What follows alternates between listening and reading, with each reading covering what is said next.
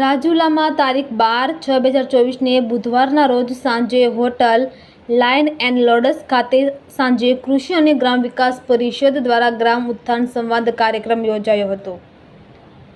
રાજુલા શહેરમાં lion and લોડસ hotel ખાતે ગ્રામ ઉત્થાન સંવાદ કાર્યક્રમનું આયોજન કરવામાં આવેલ હતું। આ કાર્યક્રમમાં બીજી વખત બિનહરીફ ઇફકોના ચેરમેન દિલીપભાઈ સંઘાણી ખાસ ઉપસ્થિત રહ્યા હતા। કૃષિ અને ગ્રામ વિકાસ પરિષદ દ્વારા આ ગ્રામ ઉત્થાન સંવાદ કાર્યક્રમનું આયોજન કરવામાં આવેલ। આ કાર્યક્રમના મુખ્ય અધ્યક્ષ દિલીપભાઈ સંઘાણી ચેરમેન ઇફકો હાજર રહ્યા હતા, જેમાં મુખ્ય મહેમાન તરીકે રાજુલા જાફરાબાદ ખાંભાના ધારાસભ્ય હીરાભાઈ સોલંકી આ કાર્યક્રમમાં પણ ખાસ ઉપસ્થિત રહ્યા હતા। સમગ્ર કાર્યક્રમનું આયોજન Manubhai Dandubhai Dhakhada, director marketing yard Rajula, તેમજ સંજયભાઈ જસુભાઈ ધાખડા, પૂર્વ પ્રમુખ નગરપાલિકા રાજુલા દ્વારા અને તેમની ટીમ દ્વારા કરવામાં આવ્યું હતું।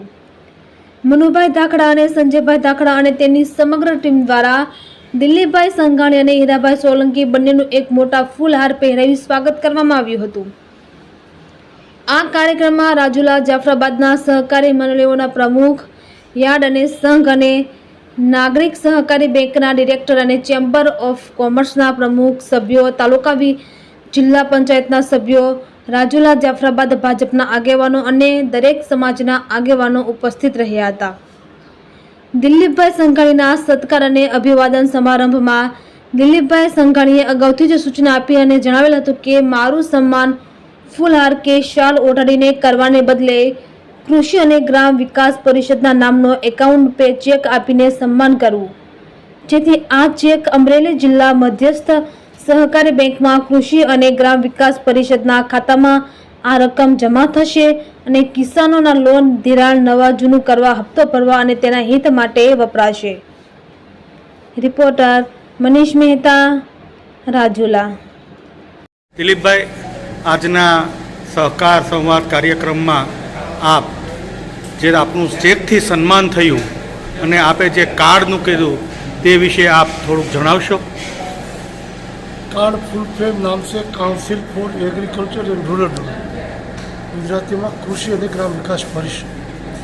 કોરોના કાળ દરમિયાન ખેડૂતો પોતાએ લીધેલું ઋણ ભરી શકતા નહોતા, એવા સમયે આ કાર્ડના માધ્યમથી જિલ્લાના ખેડૂતોની સ્થિતિ એ હતી 31 માર્ચે પૈસા ન ભરે તો 1 એપ્રિલથી 7 થી 11% સુધી વ્યાજ સાથે ભરવા પડે। એ સ્થિતિનું નિર્માણ ન થાય એટલે કાર્ડના માધ્યમથી અમે અમારા મિત્રોમાં, શુભેચ્છકોમાં એક અપીલ કરી, જેમની પાસે સ્પેર મની હોય, પડતર પૈસા હોય, તે અમને લોન પેટે વગર વ્યાજે આપે, જેથી કરીને અમે ખેડૂતોના બાકી લેણા ભરીને એમાંથી વસૂલાતા આવે તો પરત આપી શકીએ।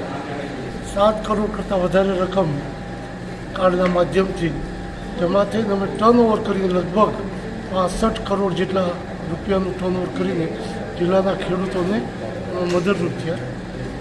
જે સહકારી સંસ્થા કે સરકાર ન કરી શકે એ આ સ્વૈચ્છિક સંસ્થા દ્વારા અમે કર્યું।